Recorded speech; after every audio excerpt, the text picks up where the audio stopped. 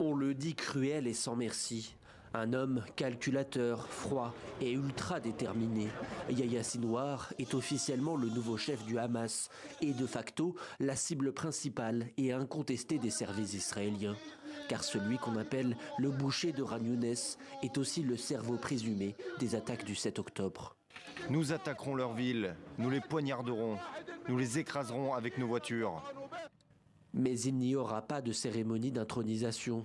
Depuis des mois, l'homme se cache, terré dans les tunnels gazaouis. Il aurait été aperçu pour la dernière fois le 10 octobre 2023, filmé ici avec sa famille par une caméra de sécurité. Ses sous-sols, il les connaît parfaitement. Il est né dans le sud de la bande de Gaza, à Khan Younes. De lui jeune, il n'existe que très peu d'images. Yahya Sinwar a passé 22 ans dans les geôles israéliennes avant d'être libéré en 2011 en héros. S'ensuit une ascension fulgurante et sanguinaire au sein du groupe.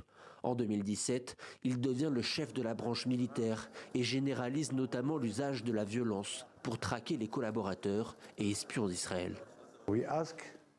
Il a demandé au propre frère de celui qu'il voulait assassiner de creuser une tombe, puis de le mettre dedans et de l'ensevelir doucement dans le sable jusqu'à ce qu'il meure. Aux yeux des services israéliens, sa désignation à la tête du Hamas est un signal clair. Désormais, la faction la plus extrême du groupe dirige l'ensemble du mouvement.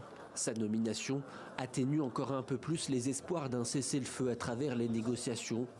Au lendemain des attaques du 7 octobre, l'armée israélienne avait déclaré Yahya Sinwar mort en sursis. Pourtant, après 10 mois de guerre, le chef du Hamas est toujours vivant et semble bien déterminé à continuer le combat.